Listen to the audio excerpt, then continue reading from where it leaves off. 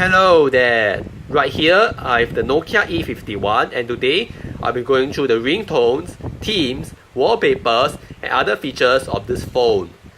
It was originally released back in 2007 as a business-oriented phone, and as such, it comes with a choice of either a 2-megapixel camera or none at all, as with this model here. It has a 2-inch quarter VGA display and runs Symbian OS 9.2 Series 60 UI version 3.1, and it has 96 megabytes of memory, 130 megabytes of internal storage which can be expanded by micro SD, as well as a 1050 mAh battery. Right, on the front you can see the physical keypad, which is in my opinion quite a nice one to type on. On the bottom we have a mini USB port for data syncing with your computer. Right next to it is the Nokia 2.5mm charging port, and right next to the charging port is another 2.5mm port, but for this time it's an audio jack connector. The left side we have a dedicated button for voice recording. On the right side we have volume buttons as well as a dedicated voice command button at the center. The top houses the power button, and at the back side here is where the removable steel cover is. Slide it open and we have access to the battery. Remove it and we have access to the SIM card, which is a regular mini SIM, as well as the micro SD card slot. So let's turn it on.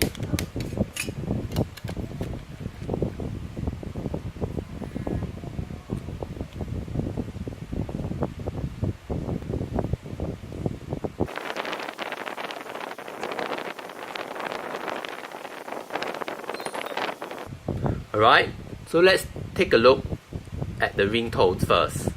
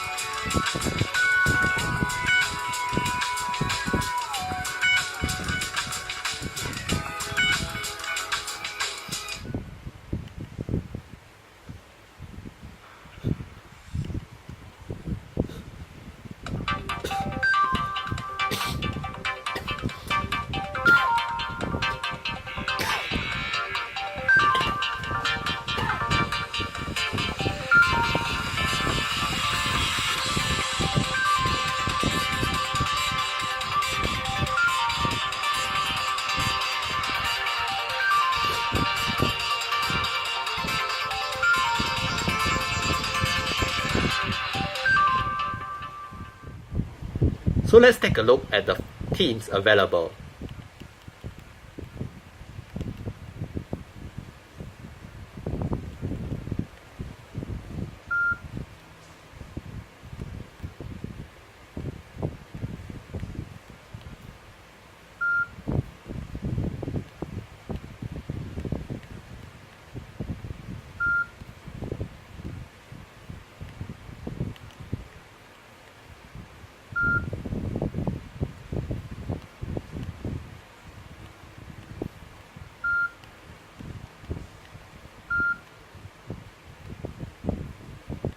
Right, so let's take a bit of a look at the menu of the features of the Nokia E51.